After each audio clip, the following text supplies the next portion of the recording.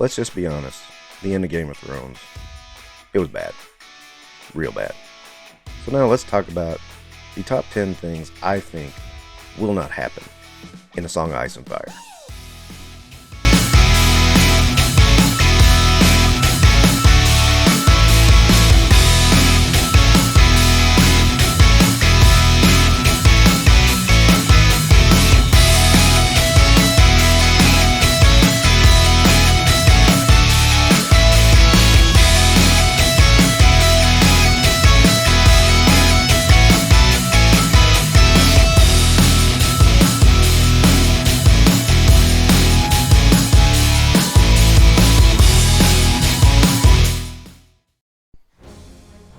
Now, as I've said before, D&D couldn't write their way out of a paper bag, and they decided to ignore the writer of the story, George R.R. Martin. So, what we got was really 2 final seasons that were kind of garbage. That's saying it nicely. They ignored the massive world building. They ignored all the characterization. They ignored what it was that made those books great. And now, we've got Winds of Winter and Dreams of Spring to look forward to. If George ever finishes them. Now, I hold to the theory that George has finished them and he's just going to release them upon his death. That way everybody can stop criticizing him. So just going off of that assumption, let's look at the top 10 things I don't think are going to make it from the show to the books. Number 10, Dorne is going to have a much bigger role. Now, I get this from the fact that if you think about it, Dorian Martell plays the long con. Now, a lot of people think Dorne was only there to have the fight between the Mandalorian and the Mountain. But there was a whole lot more to come from that. There were a whole lot more characters that didn't even get introduced into the show. But there's more than just that. There is Marcella, who I talked about in the last video. They're trying to use her. They claim to the Iron Throne. Also, there's young Griff, who is supposedly one of the children of Aegon Targaryen. Now, I argue he may not be. And I think between him, Daenerys, and Jon, there will be 3 Targaryens. And we will have another Dance of Dragons, sort of. At least Martin has always hinted at that, and that seems to be a logical place for this to go. But you have both Marcella and young Griff. Both of them are tied to Dorne. Thus, Dorne is going to have a much larger role to play in the later books. Instead of the sudden, stabby, you're dead. Now the storyline's gone, and then that's it. And that's all you ever hear about it. That didn't make any sense. Why build these guys up? Don't need to knock them down. It did not make sense. In addition to that, it just seems more George R.R. Martin-like for them to have a big role. Why introduce them if they would? Number 9. The Sept of the Baelor will not explode. Or if it does explode, it will be completely different. Because in one fell swoop, Cersei Lannister went from a cold, calculating, and manipulative person into the Riddler. Boom. Now, begrudgingly, I won't say that the scene leading up to it, or the scene itself, were terribly bad, but at the same time, it did not seem Cersei-like to me. That seemed so out of character, and it was in the repeat viewing I really noticed it. It was not Cersei at all. Now, I do feel Cersei will do a whole lot. And if the Sept of the Baelor does explode, I feel like it would be more of an internal conflict that would create that problem. Still, I just don't think Cersei's going to cause the explosion of the Sept of the Baelor. It just didn't make sense to me in the show. It does not make sense to me narratively. Number 8, Euron Greyjoy is going to continue to try to become a god, and it will probably lead to his death. Now, if you ever want to see where the show went off the rails, read book Euron, then sit back and watch Euron on TV. These are not even the same category of character.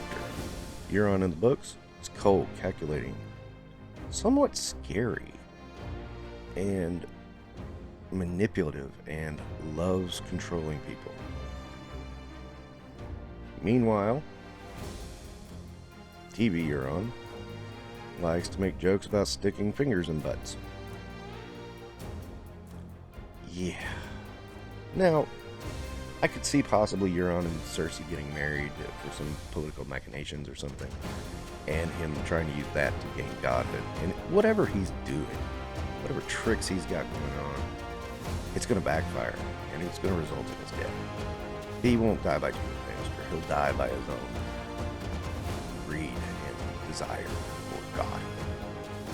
I really think the only way I could see him, dying, would be maybe if it was during the attack on King's Landing, and he tried to control one of the dragons, and he blew the horn and then died. Which almost really goes against everything Euron is. So maybe that's probably not a good one.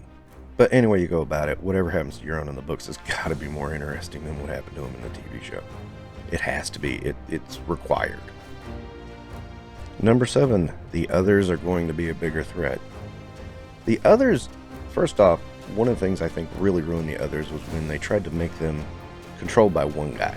I think that really didn't do it. Martin himself has said there's a lot more going on with the others than we suspect. They seem to have their own technology, their own language, their own everything. And something is going on with them, and it should be interesting. And what's really stinks is that I'm sure D&D know exactly what they are and what they're about, and decided to make them just a monster of the week because they don't want to do the TV show anymore. Boo hoo hoo hoo. I mean, you have the most successful show on television. I don't want to do it anymore, so I'm going to ruin the whole storyline. Still, I have hope that we're going to see some kind of characterization out of the others, some kind of motivation, something from them that not only gives us an origin, but also gives us an understanding. Martin said, really oddly when talking about the others, he said no one in the entire world of The Song of Ice and Fire is totally evil. And he included the others in that, then he said, and when's a winner, you'll see a little bit of what I mean. And it makes me think the others have motivations. There's something going on, and I really would like to find out what. And add to that, it's a whole lot more interesting than just some evil monster of the week who just goes, ugh.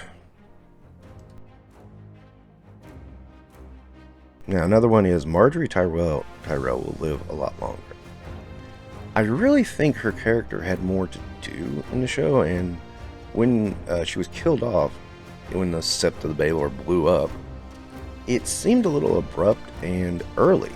I felt like there was a whole lot to do. She had just become queen through marriage. She married 3 kings, and 2 of them died. She should have been the Black Widow. I mean, she should have been nicknamed the Black Widow. It seems like there should have been a whole lot going on with her. That did not happen. But still, despite all that, she kept on going, and it just seemed like there was more direct confrontations about to happen between her and Cersei that got cut off when she got killed in the show. I don't think that was intentional. I think they were just looking for, let's kill a major character off in the season finale. I know, Marjorie, because we don't know what to do with her, no way. Now, that one's really hard to call, but it just seems to make more sense on a more narratives way. It seems really good. Next is a bit of a small one, but the Tarleys are not going to join the Lannisters. Now, this is, I mentioned this because I think what was going on here was D&D were trying to make us connected to what happens to these 2 guys. And, of course, that is Samwise Tarly's father and brother. Now, of course, Daenerys executes them for being part of Lannisters and not bowing to her 5 seconds after saying she's not here to kill people. Keeping that in mind, I'm telling you, watch that speech. It is one of the biggest train wreck moments ever. It's like, I'm not here to harm you. Now, bend your knee or I will burn you to death. It's like, what? Yeah, anyway. So, in that moment, Danny screamed your car seats. There are only 2 guys that died. I mean, it's like, were we supposed to care? Because these guys were kind of lowlifes anyway. They made Gilly feel bad, and they put her down, and Sam got PO'd as hell and stole his dad's Valerian steel sword for crying out loud. I mean, I did not feel bad for these guys one bit.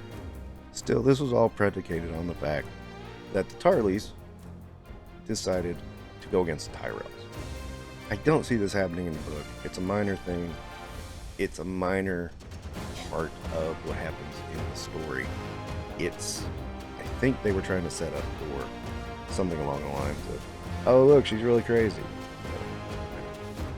I don't think it worked that well, and I don't think this is going to happen in the books at all. So that's my take on it.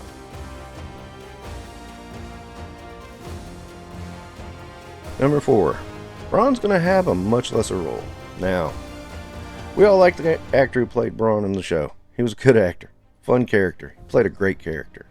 However, Bronn in the books, totally different character. And he's better served in smaller doses. Now, add to the fact that the only reason Bronn stuck around was that the actor who played Sir Ilan Payne, who actually trained Jaime after he lost his hand, unfortunately had to bow out of acting for a little while because he had a cancer diagnosis. Because of that, they needed someone to replace Ilan Payne in the story. Bronn, they liked the actor, let's bring him on in. And that's kind of how the buddy Jaime and Bronn stories got started. The luxury of the books is you don't have to replace characters. You can go with however you want. And Bronn, really, he's gotten everything he wants. He's got a castle, he's got a wife, he's pretty settled. He has a moment where Cersei kind of comes after him, and that's probably going to come back and bite Cersei somehow, but I don't see him really doing a whole lot in the next few books. I don't think he's going to die or anything, but maybe. It's hard to say. But definitely not anything as interesting as what he did in the show. Barristan Selmy will live long enough to see Daenerys Targaryen destroy King's Landing. This one, I thought Barristan was killed off way too early in the show. He should have lasted a lot longer. He lasted well past that point. He's even given his own POV chapter in the next book. So it seems like Barristan's going to hang around for a little while longer. But him watching Daenerys, the Targaryen, who he pledged to out of his oath because he thought he had failed the previous reign, and then she does the exact thing that the Mad King was going to do. And I would really love if there was a moment where he came face to face with Jaime Lannister. And then all the things that Barristan Selmy has said about Jaime Lannister has to come back, and everything runs in full circle. He was not brave enough and even give him a scene where he could stand up to Dany and possibly stop her, and he doesn't. Because of his oath. That would be so priceless. And it would be so in line with Martin's writing. Because that is the point of Jaime Lannister, is that he sees the oath as garbage. He sees the Knight's Oath as trash. And he says it. And he feels it. And he knows it. And then that moment when Barristan Selmy realizes the gravity of that decision that Jaime Lannister made, and then also the fact that he did not have the strength to make it. That would be such a George R.R. Martin moment, and I hope, beyond hope, George R.R. Martin goes for it. That would be great. Number 2, Jaime Lannister will not say he doesn't care to save people, and he also will not run back to Cersei. Now, I think he'll be in King's Landing when it's destroyed. I want to think that little moment with Barristan Selmy I mentioned earlier will be there. But I don't see why he would run back to Cersei. It makes absolutely no sense. And it made no sense in the television show. He just kind of did it. He also, for no reason, decided to break Brienne of Tarth's heart, which did not hinder him well to the rest of the fans either. Actually, surprisingly, it did not make him lose fans. It actually, the people took their wrath out in D&D. Wisely so. And number 1, Daenerys Targaryen is going to be forced out of Meereen. She will not leave there willingly. Now, this could be some kind of political pulling. This could be some kind of other thing going on, but I have a firm belief she's not going to stay there. And I'm pretty sure she's not going to leave somebody behind. She's going to lose it. It could be in a second siege. It could be something else. I'm not sure. I'm not sure how it will work, but it's going to work out to where she can't possibly hold Slaver's Bay in the city of Meereen. She's going to use that loss to get her ass up and head on out over to Westeros and maybe go to Dragonstone and then maybe try to take King's Landing after that. It's hard to say exactly where Dany's going. She seems a little all over the place. Which, by the way, a little all over the place is not a bad thing at all. But she's definitely being pulled in directions. And she's going to go in those directions. Now, how that'll play out, we'll just have to wait until the books are published, won't we? So that covers the top 10 things I think won't happen to the Song of Ice and Fire books. That's it for Infinite Realms. Don't forget to like and subscribe.